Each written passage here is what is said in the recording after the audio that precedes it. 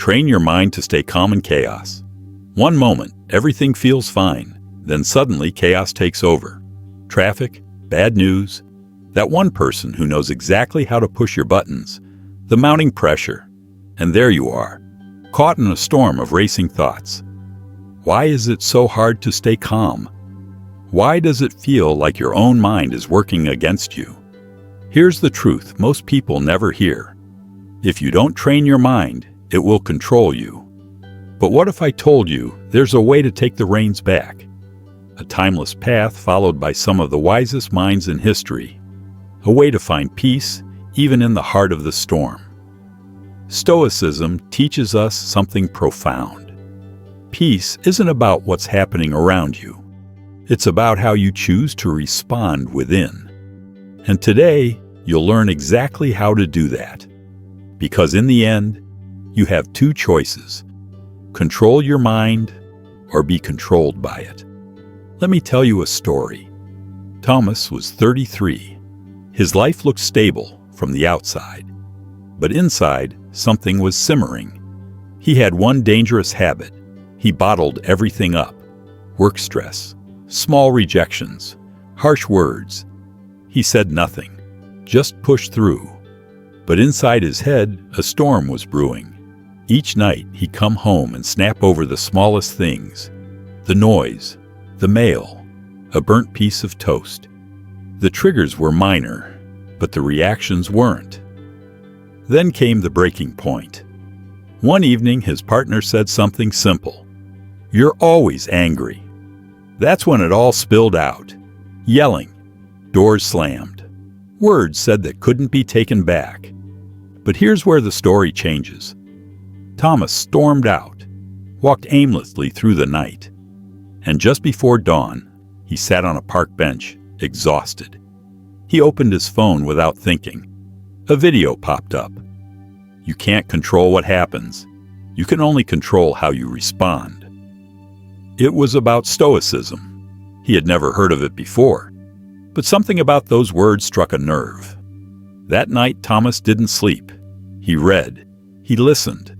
Marcus Aurelius, Epictetus, Seneca. And for the first time, something clicked. These weren't just quotes. They were truths. Hard truths that freed him. It's not things that upset us, but our opinions about them. The more power something has over you, the weaker you are before it. Choose not to be hurt, and you won't be. That was the shift. Thomas realized, calm isn't a gift, it's a skill. So he trained it. He paused before reacting. He walked when his chest tightened. He observed instead of erupting. Did he mess up sometimes? Of course. But something had changed. He was no longer a slave to his impulses. Anger still knocked, but he didn't always answer. And little by little, without making noise, Thomas became someone different. Someone who didn't need to react. Someone who understood that real control doesn't shout, it steadies. Maybe you're not Thomas, but you've had moments when your mind dragged you somewhere you didn't want to go. Moments where calm felt out of reach. But maybe, just like Thomas, you're about to realize that peace isn't found in a quiet world, but in a quiet mind. Today, you'll learn how to build that. So your peace no longer depends on traffic, your boss, the weather, or someone else's mood. If Thomas could do it, so can you. Let's begin. Before we continue, if this content is bringing you value, consider subscribing and joining our community. Drop a comment and tell us, what's one thing you'll do today to take control of your mind? Or simply write, I'm a Stoic mindset mastery. Who's really in charge? Your mind or you?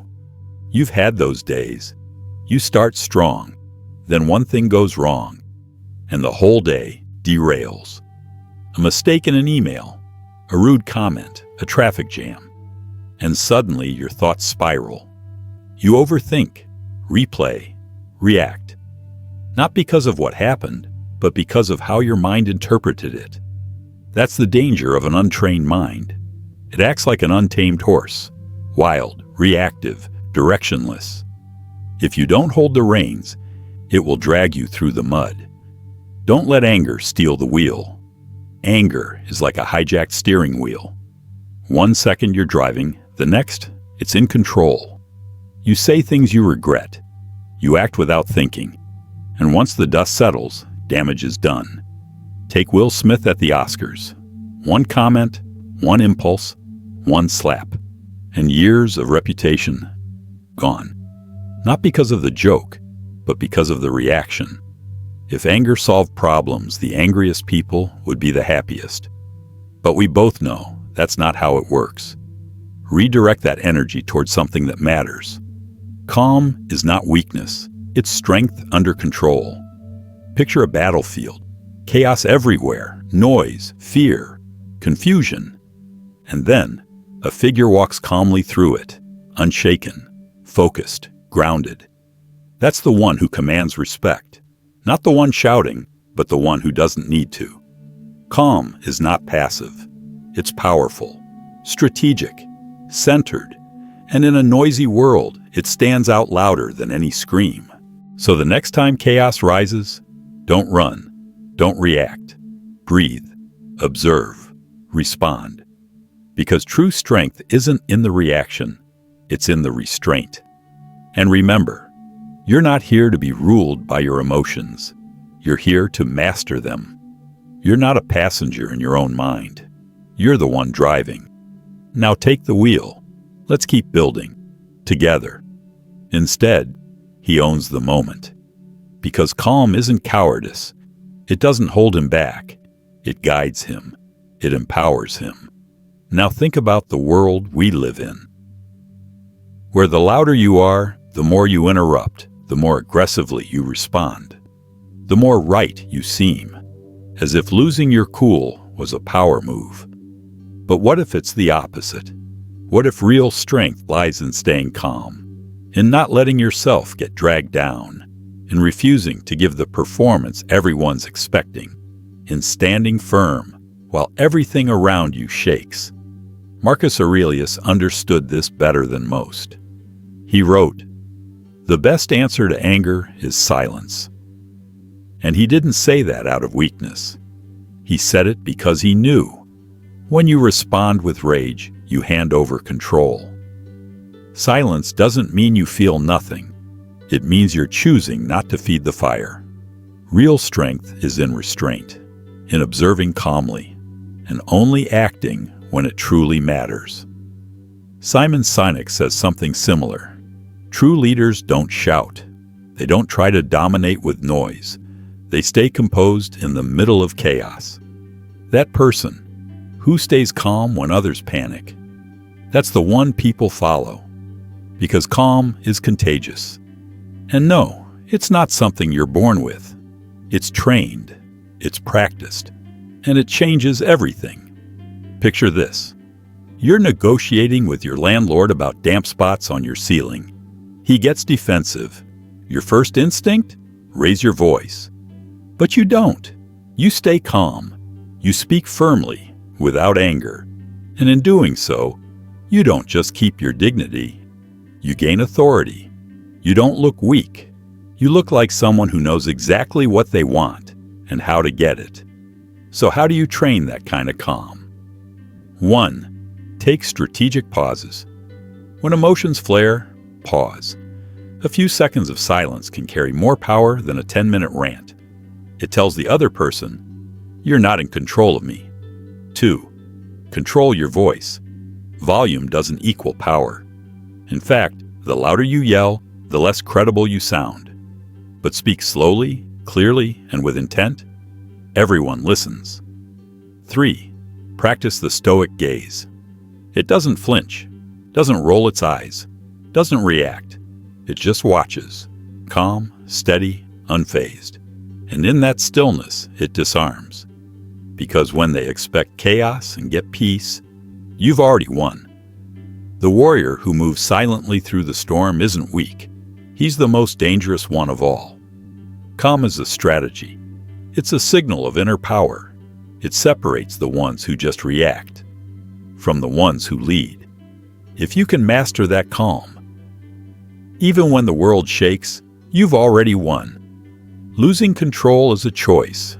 You're in line. Someone cuts in, looks you in the eye like it's nothing. What do? Explode? Let it ruin your day? Or do you breathe and decide, this isn't worth my peace? Yale did a study. When people believe they can control their emotions, they naturally react more calmly. It's not magic. It's a mindset. No one can take your peace unless you hand it over. As Epictetus said, it's not enough to be harmed. You must believe you've been harmed. It's not the look, the words, or the gesture. It's what you decide it means. Your mind can betray you or become your greatest ally. If you're not trained, your emotions react for you. That old survival brain kicks in. Fight, snap, shut down. But if you train it, you can pause the impulse before it wrecks your peace. Try this. I call it emotional airplane mode. Just like you switch off your phone to avoid distractions. You can switch off emotional noise. Pause, disconnect, and ask yourself, does this deserve a response? Or do I just move on? Try it next time you're at a family dinner and someone makes that classic comment. Have you lost weight? Are you sure that job's a good idea? Smile. Airplane mode. No reaction. And because that peace, that's your superpower. Tired? You should eat more. That used to get to me. Made me uncomfortable. I'd spend the whole day replaying those words, wondering if they meant something deeper, judging myself, shrinking. But now, when I feel that old reaction building, I hit emotional airplane mode. I breathe. I stay quiet. And I don't let that comment decide how I feel. And the best part? It works. Because the person on the other side, they're waiting for your reaction. They're waiting for you to snap, flinch, or explain.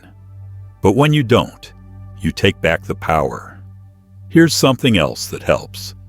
Ask yourself one simple, powerful question. Do I really want to give this person control over my mood? Just asking that activates a deeper, more conscious part of your brain. And that's when calm starts to win. Because let's be real. If we lost our cool every time someone annoyed us, we'd be living with the blood pressure of a volcano. And you're not here to explode. You're here to grow. So next time someone tries to push your buttons, remember this. Losing your temper isn't inevitable. It's a choice. 6. Connect with your body. Calm your mind. You're in the kitchen.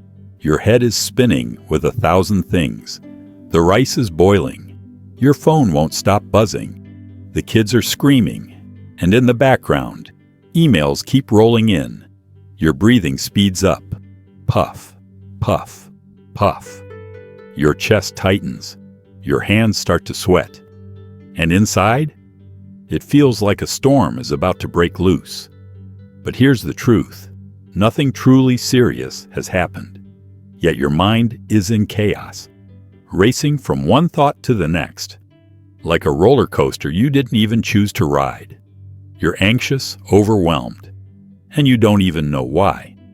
But what if you knew how to reset? What if, in that exact moment, you could bring your mind back to calm? Here's the secret. Move your body. That's not some vague advice. It's backed by science. A study published in The Lancet Psychiatry found that regular physical activity reduces the risk of severe stress by 43%. 43. That's not a small difference. That's an invisible shield against anxiety. And it makes sense. When you're stuck in your mind, the answer isn't more thinking. It's returning to your body. Feel your feet. Breathe deeply. Move your muscles. Step out of the mental whirlwind with something as simple as a walk. Seneca knew this centuries ago. He recommended going for walks to clear the mind, to think more calmly, and he said something that still holds true today. No wind is favorable to the one who doesn't know where they're going. In other words, if you're caught in a mental storm, you can't expect the wind to carry you somewhere good if you're not even holding the wheel. But take one step, just one, and you're already shifting the direction of the wind. So next time your mind starts dragging you through tension, stress, and noise, don't sit there chewing on your thoughts. Move, even just for a few minutes. Go for a mindful walk. No phone, no music, just you, your steps, and the world around you. Notice the trees, the sky, the way your feet feel on the ground. It's like slowly finding your way back to yourself. Another option, shake it off. Yes, really.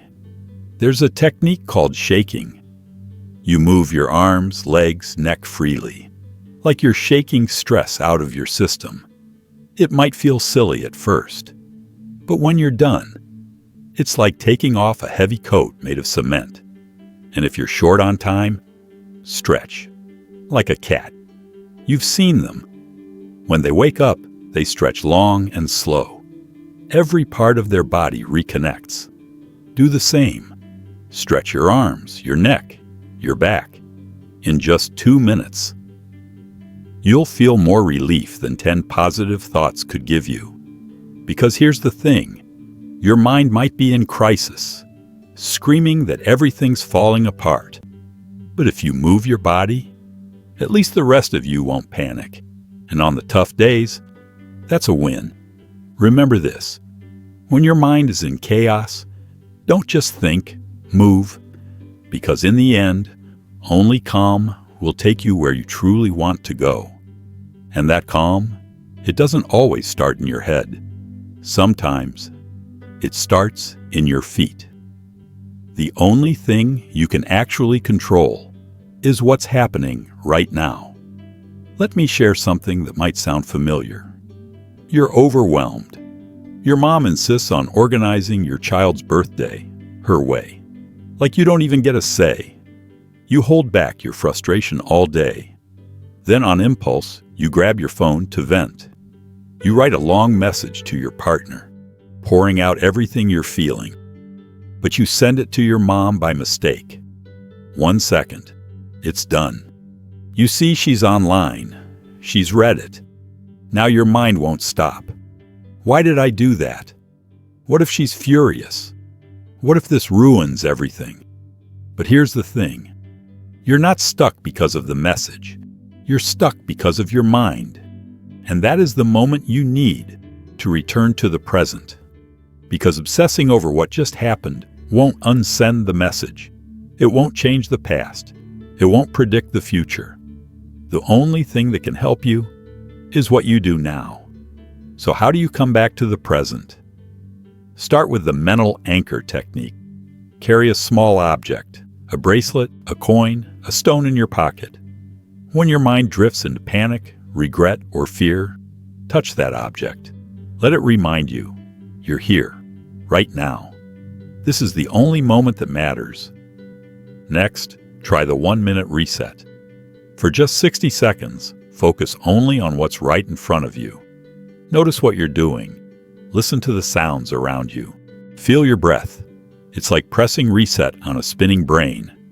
And sometimes, that's all it takes to break the loop. And finally, ask yourself, what can I do to fix this? Not to spiral, not to justify, just to act. If there's something you can do, do it. If not, move on. Don't let your mind drag you down every road it can invent, because only calm will take you where you truly want to go. And calm lives here, in the present. Now get ready, because what's coming next might surprise you. It's not some advanced mental technique. It's not deep philosophy. It's something much simpler, but powerful. Something you can do anytime, anywhere, with whatever's right in front of you. 11. Use your hands to clear your head. Let me ask you something simple. When was the last time you actually did something with your hands? And no, I don't mean typing on your phone or clicking through tabs. I mean something real, touching, shaping, building. When was the last time you cooked without rushing? Drew something without caring how it looked? Fixed something with your own two hands? These days, we live in our heads. Thoughts, notifications, more thoughts. How wouldn't you feel overwhelmed? But there's a way out, and it's not in your feed. It's in your hands. As Epictetus said, don't explain your philosophy, live it. And living it often means doing, getting out of the mental spiral and into action. Even the Stoics believed, worry is defeated by movement, because when you stay stuck in your thoughts, you're just digging a deeper hole. But when you do something physical, you're telling your brain, I'm in control now. And it's not just Stoic wisdom, it's science. Psychologist Mihaly Csikszentmihalyi, yes, the one with the impossible name, discovered the flow state, that peaceful place where time disappears, your mind quiets down, and you're fully immersed in what you're doing. And do you know what usually leads to flow? Not complex strategies, not endless journaling, simple things, painting, cooking, shaping clay, handwriting, manual work, because they demand attention. They bring you into the present. Even during World War II, soldiers did this. Amid fear and chaos, they carved wood, repaired equipment, even sewed by hand. Why? Because it wasn't just a distraction.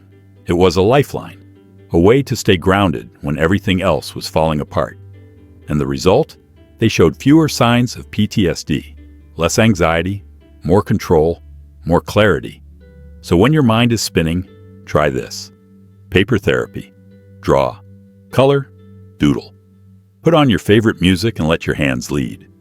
Or go even simpler, modeling clay. Squeeze it, shape it, roll it into balls. Yes, like a kid. Yes, it works. If the Stoics had clay, they might have been even wiser. Or try the kitchen. But no phone, no recipe, just you. The ingredients. And your hands. Knead, chop, stir, mix. Make it a ritual, a way to reconnect with yourself. Because when you're elbow deep in flour or peeling carrots, you're not thinking about bills or drama. You're present. You're alive. You can't let your mind drag you down dark roads without giving yourself a way to stop. Because calm isn't always about thinking more. Sometimes it's about doing more. With your hands. So here's your final challenge. Next time your mind feels like a mess, use your hands. Create something. Cook something. Fix something. Write by hand. Who knows? You might even discover a hidden talent. But even if you don't, you'll have reclaimed something powerful. The truth that, to calm your mind, sometimes all you need is to touch life with your own hands. Training your mind to stay calm doesn't happen overnight.